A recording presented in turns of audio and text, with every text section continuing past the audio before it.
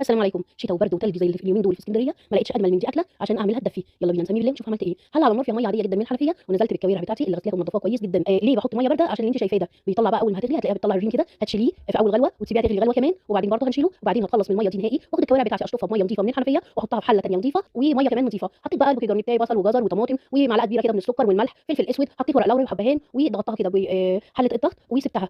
طب انا مش عندي حله ضغط، يبقى تعملي الخطوه دي قبلها بيوم، هتغليها لمده ساعه ونص في حله عاديه وسيبيها من بالليل، هتصبحي الصبح تلاقيها زبده. عملت بقى رز الفته، بحط كده الزيت وفي فصين من المستكه وهنزل بالرز وعلى الميه المغليه اكبر بقى صباع وهسيبها تغلي. لما تغلي وتتشرب هقول لك هنعمل ايه. انا هنا اهم حاجه بقى بتميز الفته بتاعتنا عن اي حد تاني هي الصلصه هي اللي بتفرق جدا من حد لحد. سمي الله وتعالي نعملها بطريقه تحفه. معايا هنا طاسه على النار، حطيت فيها معلقه من الزيت ومعلقه كبيره من السمنه البلدي، رصتهم حلوه كبيره كده او 3 معالق كبار هرميين من الثوم المفروم، حمرتهم لحد ما اخدوا اللون الذهبي الحلو كده، رشيتهم بربع كوبايه من الخل، حطيت عليهم معلقتين هرميين او 3 من الصلصه. جبت بقى 8 طماطمات كده ضرباهم في الكبه، مش في الخلاط، ضرباهم في الكبه بدون ولا نقطه ميه. انا عايزه هنا سمك الطماطم تكون تقيله زي ما انت شايفه، وده بيفرق قوي في قوام الصلصه وقوام الفته. بعد كده احط بقى معلقه صغيره من السكر عشان ازازه الصلصه وحموضه الطماطم والفلفل الاسود والكمون والكزبره والشطه، 7 بهارات ومكعب مرقه ومعلقه صغيره من الثوم المفروم الني، ده بيفرق جدا وبيديها طعم حلو قوي هيعجبك. بعد كده ظبطت الملح بتاعي وهسيبها بقى لما تتسبك وتاخد لون حلو كده. يعني ايه تتسبك؟ يعني الدهون بتاعتها هتلاقيها فصلت فوق الوش كده واخدت قوام تحفه، وانا عايزاها تقيله زي ما قلت لك.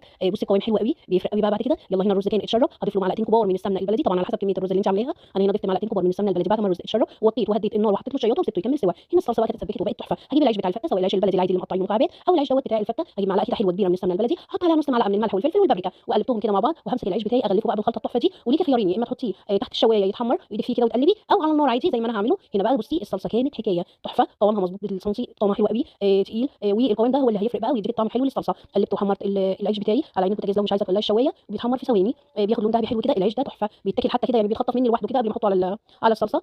بصي بقى هنا الشوربه طالعه رايقه ازاي، طالعه تحفه. الكوارع كان مسويها مظبوط جدا، طالعه رايقه فعلا. خدتها بقى خليتها طلعتها وخليتها كده عشان احطها على وش الفته، وهنعمل منها احلى طاجن كوارع بالبصل المكرمل دلوقتي. بعد ما خليتها بقى يلا بينا، جبت الطاسه على النار، حطيت فيها معلقه كده من الزيت ومعلقه من السمنه، نزلت بالبصل الجوليان بتاعي والاول رشيته كده بمعلقه من السكر وسبته لما يتكرمل وياخد اللون الذهبي الحلو ده. نزلت عليه بقى بمعلقه كبيره من الثوم المفروم ونزلت عليه بقرن فلفل حامي بارد براحتك، يعني الطاجن ده كل ما كان حامي بيبقى احلى كتير. حطيت بقى الفلفل وهبتدي اقلبه مع البصل والثوم اللي كرمل النار. هضيف عليه معلقتين كبار كبشتين كده كبار من الصلصه بتاعت الفته اللي عاملينها مع بعض، بتبقى تحفه. هزود كبشتين من شوربه الكوارع وعليهم رشه كده من الفلفل الاسود والملح والسبع بهارات، وهنزل بقى بالكوارع اللي احنا خليناها وهسيبها تغلي غلوتين، هغطي عليها النار وهدي عليها تغلي كده 10 دقايق مع بعض. وبعد كده هكون مسخنه طاجن في الفرن هجيبه وهحط فيه بقى الطاجن التحفه دوت اللي احنا عملناه. هحط على وشه كده حبه فلفل اخضر كده متقطعين، غير ان هو بيدي شكل، بيدي ريحه كمان حلوه قوي زي ما بالفلفل والطماطم. دخلته على فرن مسبق التسخين على درجه حراره 200 في الرف الاوسط ربع ساعه، وبعد كده فتحت له الشوايه وكان تحفه. يلا بقى هنا نطبق الفته على العيش. نزلت بكبشتين من الصلصه كده وكبشتين 3 من الشوربه، ومش بطري العيش قوي، انا بحب فيه المضغه كده اللي بناكلوها في المحلات بره. بص هنا الرز ابيض وطالع مستوي وتحفه، تسويته مظبوطه جدا، الرز طالع مفرفر وطعمه حلو قوي. جربي بالطريقه دي باذن الله هيعجبك. ريحه السمنه في الاخر بتدي له طعم حلو قوي.